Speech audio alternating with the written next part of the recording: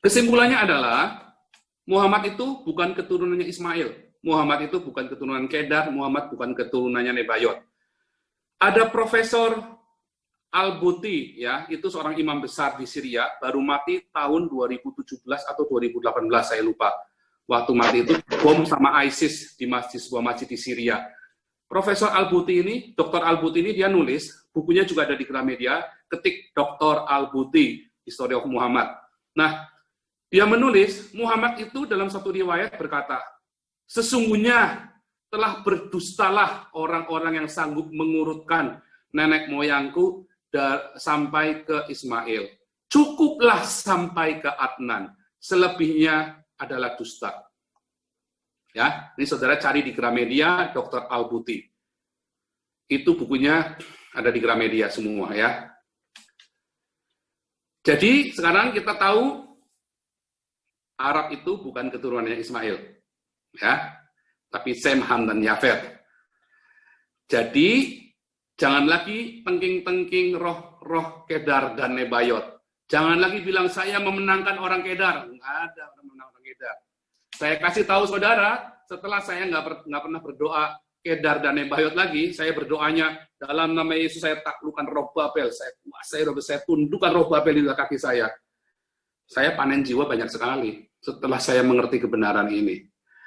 Kenapa? Karena kita tundukkan roh-roh penguasa-penguasanya dari pangeran-pangerannya dalam Efesus 6 dan yang datang sama Daniel, ya, Daniel 11 itu yang Daniel Raja Persia, ada Raja Yunani datang, ya. Saudara taklukkan penguasa-penguasa, Efesus 6, saudara taklukkan penguasa-penguasa. Kalau saudara taklukkan roh Kedar, roh Nebayot, bingung, saudara memukul, Paulus bilang, aku tidak memukul tanpa arah, ya. Tapi saudara memukul tanpa arah. Makanya saya beberapa orang yang suka ngeroh-ngeroh ini, hati-hati ya. Kalau saudara nggak lihat beneran, jangan latah. Saya bukannya anti roh ya. Perjumpaan pertama saya dengan Tuhan, nah ini sambil yang kemarin ya, heaven and hell. Dunia dikuasai sama heaven, sama kerajaan Allah yaitu Eden. Dan dikuasai oleh Sheol yang namanya Hades.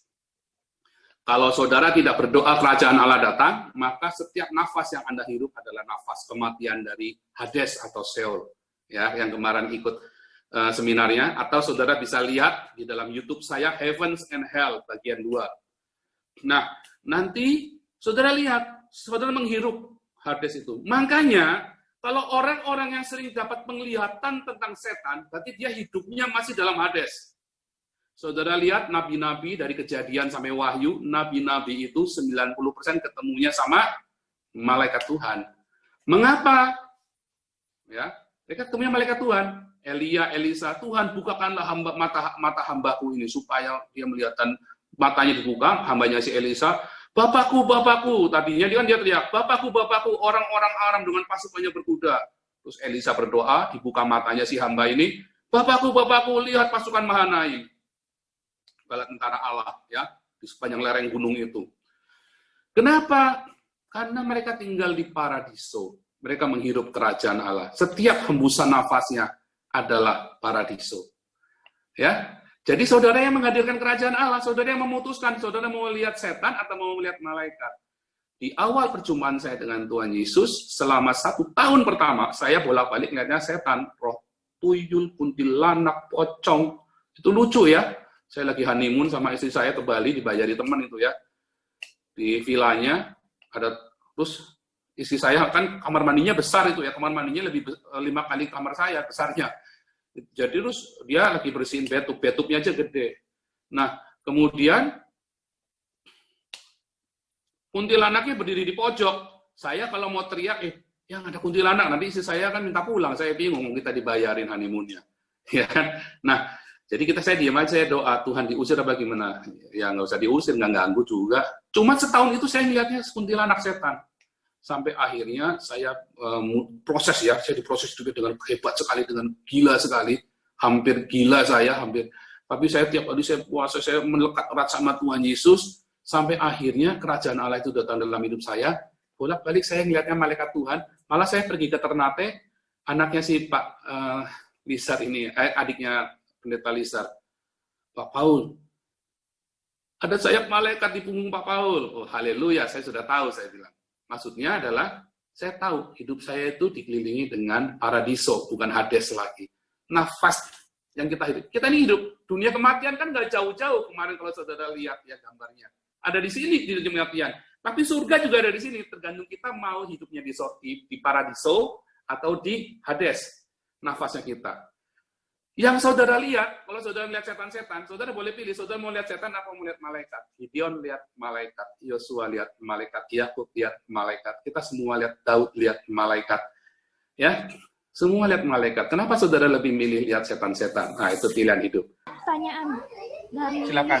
Ibu Evita Thomas Soa yang bertanya, Berarti kita salah diajarkan dong Pak, bahwa kita sering berdoa untuk kaum Kedar dan Nebayot yang sebenarnya adalah keturunan Ham, Sem, dan Yafet. Ya. Jadi yang benar doanya seperti apa Pak? Doanya adalah saudara taklukkan roh Babel. Roh Babel, ya. Permusuhan kita itu bukan sama Kedar Nebayot ya. Di dalam Alkitab, bangsa Israel tidak pernah perang lawan Kedar Nebayot. Tidak pernah perang lawan orang-orang Ismail. Mereka hidupnya rukun. Ya, mereka rukun loh sama orang-orang Israel. Permusuhan kita adalah melawan Babel. Alkitab dari mulai zamannya zamannya Yesaya gitu ya. Zamannya Israel pecah itu sampai dengan hari ini, kitab Wahyu, itu ceritanya Babel terus. Kan setiap negara, setiap bangsa ada raja-rajanya ya, orang-orang kuatnya ya. Kayak Raja Persia, Raja Yunani, yang Daniel itu ya, yang Malek Mikael itu sedang, hanya Mikael, hanya Mikael yang berdiri melawan Raja Persia dan Raja Yunani ini. Si Gabriel bilang, jadi setiap bangsa itu ada orang kuatnya. Orang Kedar Nebayot ada orang kuatnya. Dan mereka semua disingkirkan. Ya, mereka Allah bangsa-bangsa itu yang disebut dengan Allah bangsa-bangsa itu. Nah, kita sudah nggak perang lagi lawan Allah bangsa Kedar Nebayot. Itu udah lewat. Mereka sudah ditaklukkan. Sekarang ini kita yang masih kuat, roh yang paling kuat adalah roh Babel. Ya, kata Babel itu Bab El ya, gerbang Allah ya, gerbangnya El. Bab El, gerbang Allah. Kalau saudara buka itu di dalam Kejadian sebelah Bab El, itu gerbang Allah. Nimrod itu bikin menara Bab El. Mereka, ayo kita pergi naik ke atas untuk ketemu sama Allah. Ya mereka nantang Allah. Yahweh Livna itu, Nimrod itu Yahweh Livna artinya. Itu apa? Melawan Allah. Nimrod itu. Nah, orang yang gagah perkasa di hadapan Allah itu Yahweh, Yehuwa Livne, ya itu maksudnya adalah melawan Allah. Nah itu di Babel. Jadi sekarang ini yang kita perangi adalah roh-roh Babel. Mengapa? Karena Islam itu keturunan dari Babel, bukan dari Kedar Nebayot. Gitu ya. Oke, saya lanjutkan dulu ya. Shalom. Ya. Ya, dari Tom, mohon Pak. Pertanyaan saya dari penjelasan itu apa hubungannya dengan second coming? Hubungannya dengan apa? Second coming. Nah, ini kita masuk second coming. Ini hubungannya. Oke, ya. Silakan. Oke, kita lanjut. Second coming. Semua bisa lihat ya. Second coming, kita pertama belajar dulu kitab Wahyu. Ya. Membaca kitab Wahyu, saya menawarkan kepada saudara, jadi nanti akan bertabrakan dengan teologi karismatik, dengan beberapa teolog yang lain. Dan inilah cara saya membaca kitab Wahyu. Kenapa? Karena saya berpegang kepada apa yang tertulis, kecuali yang tertulis itu bilang ini simbol, maka saya akan jadikan itu simbol. Tetapi kalau tertulis itu nggak bilang simbol, maka saya tidak akan jadikan itu simbol. Ya, yang tertulis adalah yang tertulis. Nah, kita lihat ini ada 7 jemaat di Turki sekarang ya. Kita ada di Asia Kecil yang tadi ya, Bizantin. Zaman Yohanes, ingat-ingat, zaman Yohanes menerima wahyu, bait Elohim di Yerusalem sudah dihancurkan tahun 70. Yohanes menerima wahyu ini tahun 90, 20 tahun setelah bait Elohim dihancurkan. Jadi dalam kepala saudara harus ingat bahwa bait Elohim sudah nggak ada. zaman itu ya. Dan Yohanes menuliskan surat bukan kepada jemaat di Yerusalem yang di daerah Israel atau daerah lain, tapi nulisnya semua ada di Bizantin, ada di Asia kecil ini semua ya, 7 jemaat ini ya. Saudara harus tahu. Jadi mappingnya ada di situ. Ingat-ingat, saya akan memberikan kepada saudara cara membaca hurufiah. Saya tidak akan mentafsir-tafsirkan kecuali Alkitab bilang itu adalah simbol atau memang ada perwujudan itu di Alkitab yang lain. Dan saya tidak akan mengambil teori konspirasi karena saya tidak setuju dengan teori konspirasi. Ya, ini ada 7 jemaat, jemaat Efesus, jemaat Smyrna, Pergamum, Tiatira, Sardis, Philadelphia, Laodikia. Seorang disertasi kawan saya, dulu saya juga mengajar ya, saya sempat mengajar juga. Salah satu kawan saya, Dr. Domingus, ya, dia membuat satu disertasi tentang surat Wahyu, ya, tentang surat kepada 7 jemaat ini. 7 jemaat ini, surat kepada 7 jemaat ini, itu adalah sebuah surat politik. Yohanes adalah sebuah pemimpin pergerakan. Zaman itu, Kristen, setelah Yerusalem dihancurkan, orang Yahudi itu tersebar, sejauh-jauhnya mereka pergi. Mereka pergi ke Rusia, mereka pergi ke Afrika, mereka pergi ke Asia yang paling timur, dan mereka ada di Babel, dan mereka pergi ke Arab yang paling selatan, yaitu Yaman. Ya, jadi mereka menjauh dari Yerusalem. Benar-benar diserahkan oleh Tuhan ke seluruh ujung-ujung bumi.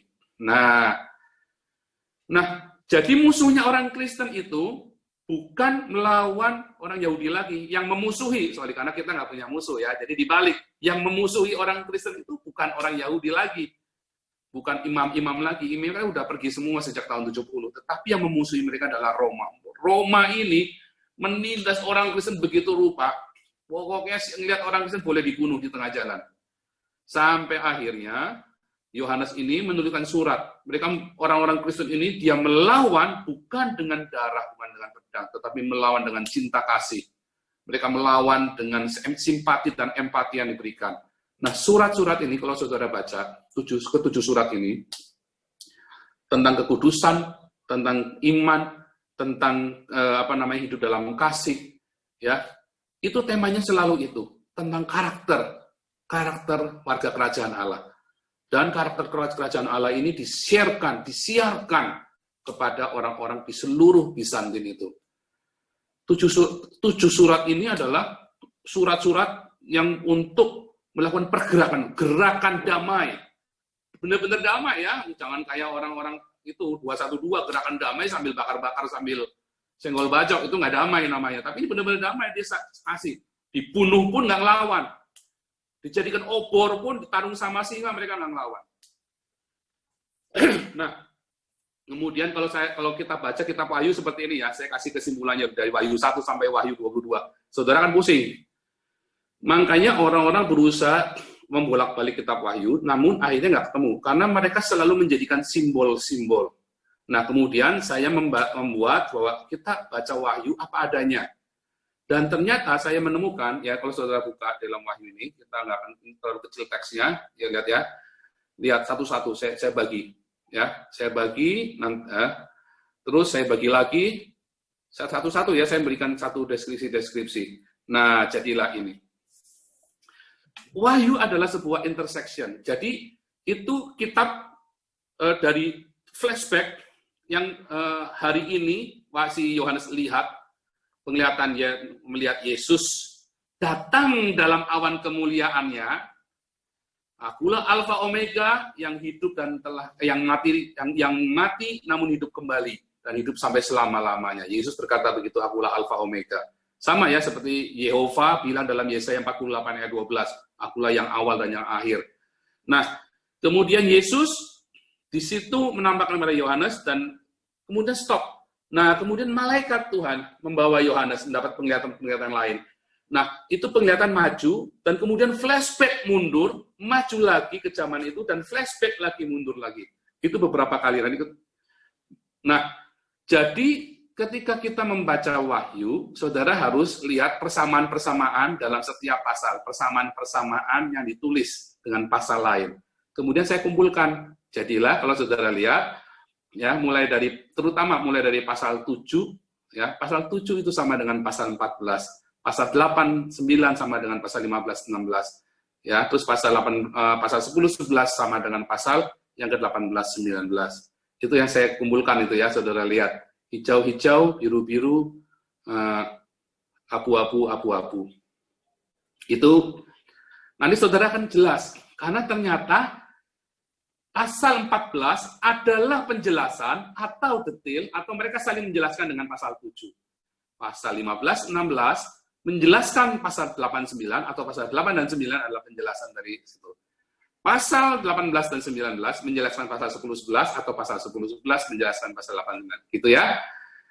Nah, kemudian saya kumpulkan seperti itu. Nah, begitulah cara saya membaca kitab Wahyu. Nah, nanti saudara lihat. Nih, kita mulai perbesar. Saudara lihat, kalau saudara melihat dari awal, sebetulnya bukan itu ya, kita lihat, saya yang ketinggalan, ini ya, ini terlalu kecil, tapi saudara tolong lihat ini ya. Oh, cukup jelas. Lihat, Wahyu pasal 1 sampai 3, ya. Pasal 1 adalah perjumpaan dengan Yesus datang sebagai raja, ya, dalam awan kemuliaannya. Ingat, dalam Yohanes, Yesus berkata, Yohanes pasal terakhir itu ya, sesungguhnya ada yang nggak akan mati sampai aku datang sampai aku datang sebagai raja diiringi dalam kemuliaannya. Sesungguhnya ada yang tidak akan mati sampai anak manusia datang dalam kemuliaannya diiringi oleh para malaikatnya. Ya. Dan Yesus nggak bilang orang ini nggak bakal mati selamanya, tetapi nggak akan mati sampai dia melihat Yesus datang dalam kemuliaannya. Dan Yohanes yang lihat Yesus datang dalam kemuliaannya, ya. Jadi Yohanes lihat. Nah itulah Yohanes itu yang nggak mati. Nah kemudian Yohanes masuk dalam pasal 2 dan 3 melihat jemaat-jemaat, 7 jemaat, nulis surat kepada 7 jemaat. Tadi ya gerakan politik. Gerakan damai, gerakan cinta kasih. Dan kita tahu akhirnya Yohanes memenangkan peperangan melawan Roma. Ya, tahun 200 mereka persekusi terhadap orang Kristen sudah berkurang. Tahun 250 orang Kristen sudah menguasai separuh dari Roma. Tahun 300 Konstantin harus berdamai dengan orang Kristen. Konstantin yang menjadikan Kristen menjadi agama negara. Jadi menang ya, mereka menang. Seperti dengan yang dituliskan oleh surat kepada 7 jemaat ini. Nah kalau saudara amatin, surat kepada 7 jemaat ini, barang siapa menang, ada 7 barang siapa menang. Semua barang siapa menang ini, semua sudah ada dibahas di dalam heaven and hell. Ya, mereka semua, dan ada semua barang siapa menang, mereka akan ada dalam kerajaan 1000 tahun nanti. Itu tentang, jadi semua dari nabi-nabi ini, visinya bukan ke langit dan bumi yang baru. Tapi semua nabi-nabi sampai ke Yohanes saat itu, visinya sampai ke kerajaan 1000 tahun. Ya. Nah, nanti kita lihat lagi ya. Nah, kemudian kita lihat yang pasal 4, pintu paradiso terbuka. Ada bunyi, seperti sangkakala. Terus dia melihat, dia yang duduk di tahta. Ada 7 obor roh Allah, roh Theos. Ya. Saya menghindari kata Allah, supaya nanti kita jangan bercampur dengan Allahnya orang Islam. Kemudian ada 4 makhluk ilahi yang di surga, yaitu yang seperti singa, seperti anak lembu, seperti anak manusia, seperti burung nazar terbang. Nah, kemudian dibukalah meterai ke-1 sampai ke-6. Meterai 1 adalah white horse. White horse, ya, nggak ada keterangannya. Tapi nanti saudara akan lihat yang pakai white horse. Nah, ini mungkin ada yang bisa, yang Yakub 6 boleh di dulu, di silent. Ya, terima kasih. Kemudian seal yang kedua ada red horse. Kalau bilang white horse, saudara nggak bilang, oh white horse warnanya putih. Oh itu dicocok-cocokin warna putih, siapa yang warna putih ya? Jangan begitu ya. Terus ada red horse, itu kuda merah. Ya dia ngambil damai, itu ditulis dalam Matius 24 ayat 67, Matius 24 ayat 4 sampai 11. Kemudian ada lagi seal yang ketiga, black horse, ya dia ambil keadilan, mengambil keadilan dan merusak perekonomian. Seal yang keempat ada green horse, kuda hijau. kematian, kelaparan, itu ada dalam Matius 24. Seal kelima, altar para martir. Lihat ya, seal yang kelima itu ada altar para martir. Matius 24 juga ditulis. Seal yang keenam, universe. Ada gempa di universe ini. Ya, itu seal keenam, baru seal keenam. Seal ketujuh mau dibuka. Belum. Lihat chapter 7. Ada 144.000 orang Israel yang dimeteraikan. Tetapi nggak ada namanya Dan, suku Dan nggak ada suku Efraim. Ya. Nah, kemudian ada martir dari segala bangsa yang lolos, yang martir dari segala bangsa yang melewati Great Tribulation, ya, kesusahan besar. Nah, kita tahu kemudian ada di Wahyu 8. Seal yang ketujuh, begitu seal yang ketujuh dibuka semua diam. Lalu ada 7 trompet. Mulai nih, sangkakala. Nah tadi ya kalau bunyi sangkakala. Tapi sangkakalanya kita kan sangkakala terakhir. Kita sekarang sangkakala pertama dulu. Sangkakala pertama, fire blood. Sangkakala kedua, mountain. Gunung api masuk ke laut. Dan sepertiga laut jadi darah. Sangkakala ketiga, ya ada bintang yang besar jatuh ke bumi, dan sepertiga sungai dan mata air jadi pahit dan beracun. Kemudian sangkakala keempat dibunyikan, sepertiga matahari, bulan, dan bintang menjadi gelap. Ya, kemudian sangka kelima dibunyikan, bintang-bintang berjatuhan ke abyss. Kemarin kita belajar apakah abyss itu. Cuman kalau saudara buka di dalam Septuaginta, kata abyss selalu cerita tentang lautan yang paling dalam, samudera yang paling dalam, itulah abyss. Dari mulai Kejadian 1 ayat 2, ya, the deep, itu dari kata abyss dalam bahasa Septuagintanya, sampai di dalam Mazmur, Yesaya, Amos, itu abyss itu tentang samudera. Tetapi begitu kita masuk abyss di dalam Perjanjian Baru, itu tentang si setan iblis yang paling kuat itu ditawan di dalam abyss. Kemarin kita belajar dalam heaven and hell. Sangkakala ke-6, ada 4 malaikat yang jahat yang di Efrat dibebaskan, dan dia membawa 200 juta tentaranya. Ya, dia membawa 200 juta tentaranya. Bentar, supaya kelihatan. Nah, sepertiga manusia di bumi mati. Dan manusia mengutuki Tuhan. Ya, mengutuki Tuhan. Lihat pasal 10-11, ada 7 guru, tapi nggak disebutkan karena itu di meterai. Nah, kemudian ada Temple of God. Ya, Temple of God. Disuruh diukur, tapi Temple of God-nya bukan di bumi ya. Itu ada di paradiso, di dalam paradiso, Temple of God-nya. Nah, kalau saudara lihat Temple of God yang diukur. Temple of God ini diukur 3 kali ya, yaitu dalam Wahyu, di dalam Zakaria, sama dalam Ezekiel. Nah, kemudian ada orang-orang kafir, ya, ada orang-orang bangsa-bangsa ini akan menajiskan kota kudus selama 42 bulan. Nanti saudara harus bedakan, kapan dia bilang bulan, kapan dia bilang hari, kapan dia bilang masa. Ya, itu harus dibedakan, jangan campur aduk. Kemudian ada 2 saksi Allah, yaitu 2 pohon zaitun dan kaki dian.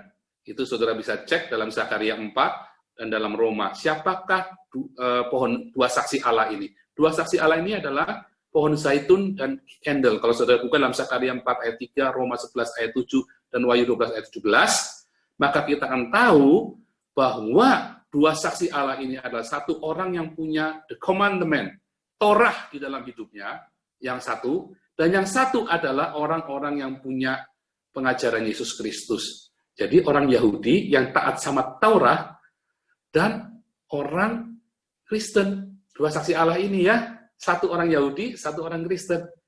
Nah, kemudian 2 saksi Allah ini akan dibunuh.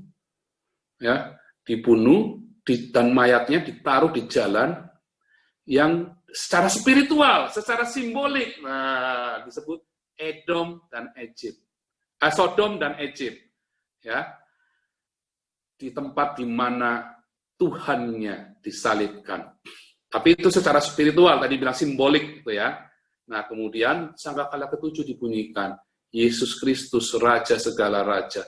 Orang yang Kristus Raja segala Raja, terus melihat penglihatan tentang bait Allah, bait Elohim, dan ada perjanjian Elohim, ya, Taurah dan Ark Covenant, tabut perjanjian itu ada di situ. Ya, saudara lihat, menarik sekali kalau saudara amatin. Kemudian pasal 12 dan pasal 13, nanti kita akan baca. Oke, nah ini kita lewat dulu, sekarang kita langsung ke yang ini, materinya.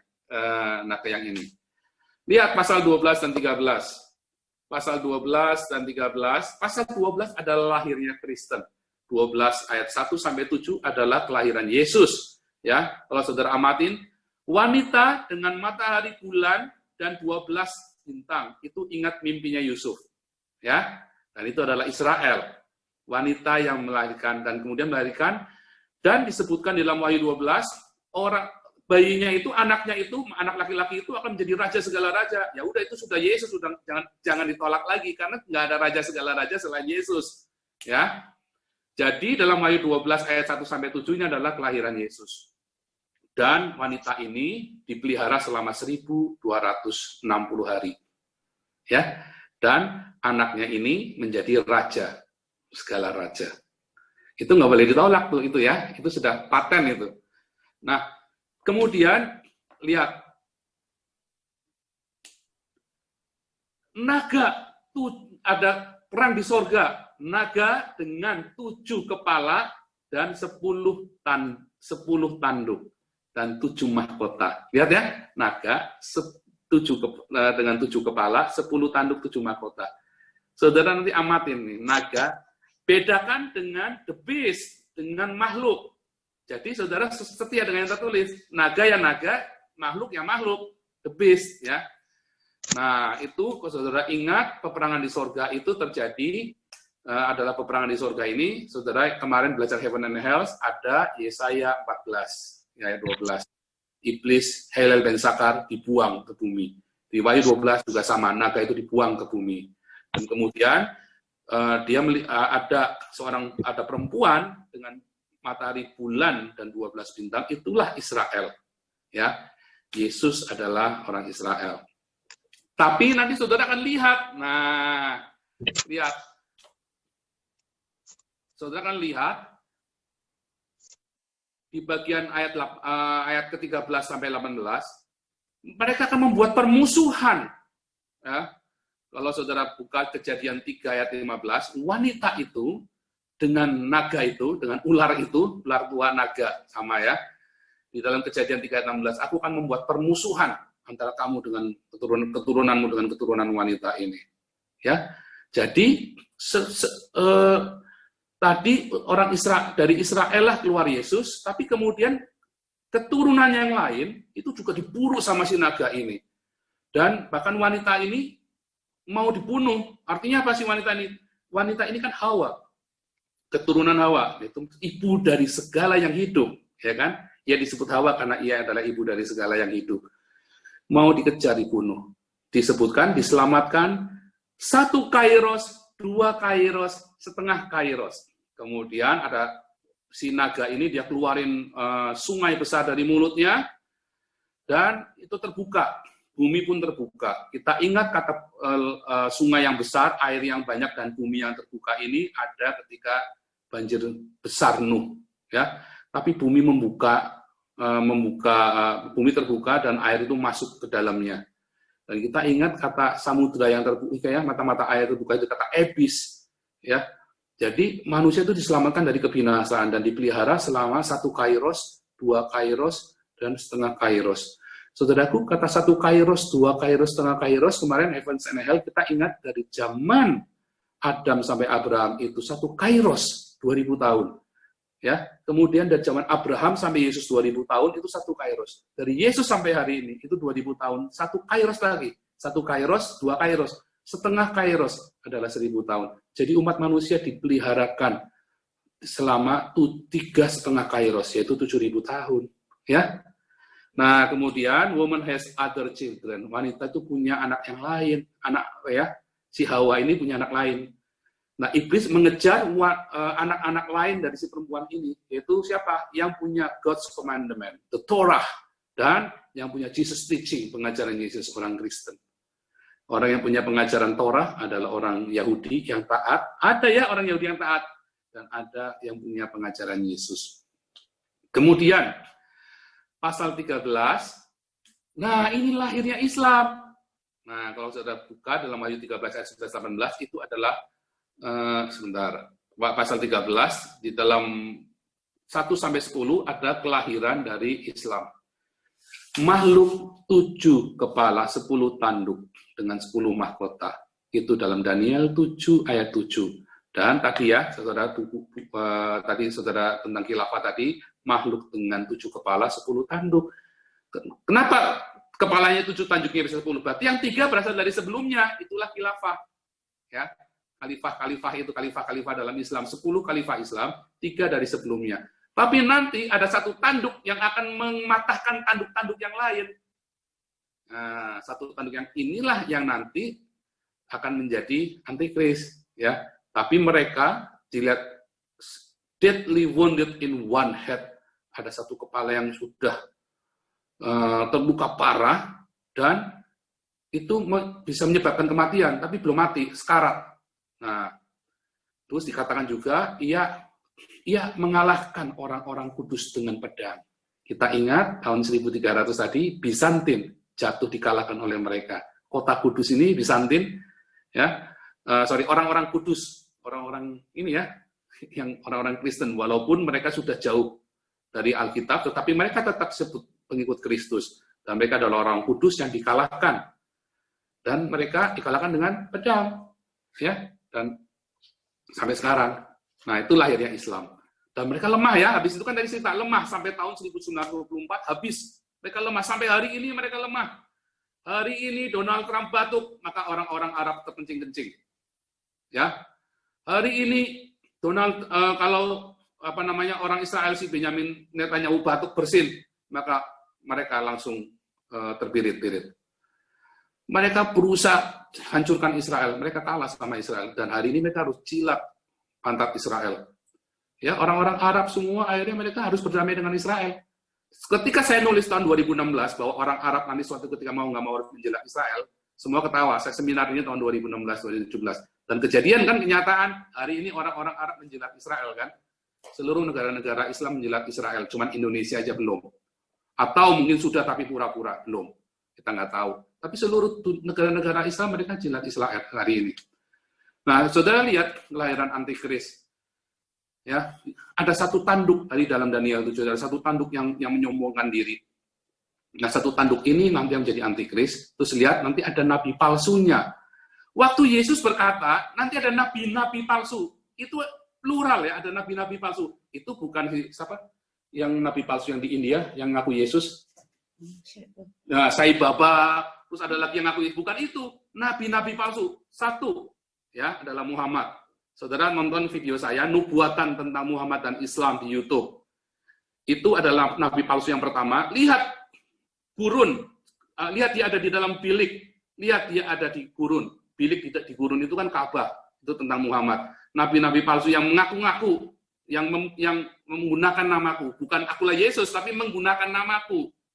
Jadi Muhammad kan bolak-balik bilang, oh, si Yesus ini udah ngomong loh, bahwa aku mau datang nih, ya, Parakletos, oh, bukan Ahmad mau datang. Nah, si Muhammad jualan nama Yesus. Itu nabi yang pertama.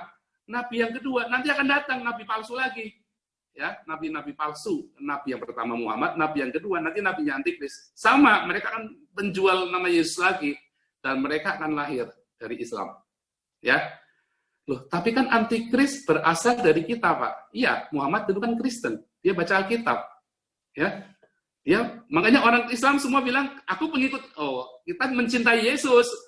Tapi Yesusnya beda. Mereka dulu Kristen. Mereka dulu bagian dari kita. Tapi kemudian mereka menyangkal penguasa yang telah menjadi manusia. Penguasa, master, yang menebus kita, Yesus. Mereka nyangkal Yesus telah menebus mereka. Jadi, saudara harus jelas itu. Jadi, kita tahu tadi Islam, satu, lahirnya Islam, Wahyu 13 ayat 1 sampai ke 10 tadi, terus Wahyu 11 ayat 18 adalah lahirnya Antikris. Nah, kemudian nanti ada nabi palsunya antikris, seperti anak domba, kan seperti anak tiruan Mesias, ya, dengan 2 tanduk dan berbicara seperti naga. Tapi kalau Yesus, tadi disebutkan, Yesus itu anak domba, ya, dia seperti singa Yehuda, ya. Yesus itu adalah anak domba, singa Yehuda. Kemudian ada angka 666, ya jelas ya, dihitung angkanya 666. Kalau microchip itu 666 bukan 666. Jadi saudara jangan tuh semua dihubung-hubungkan. Oh 666, oh itu nanti nggak boleh, karena saya tidak percaya dengan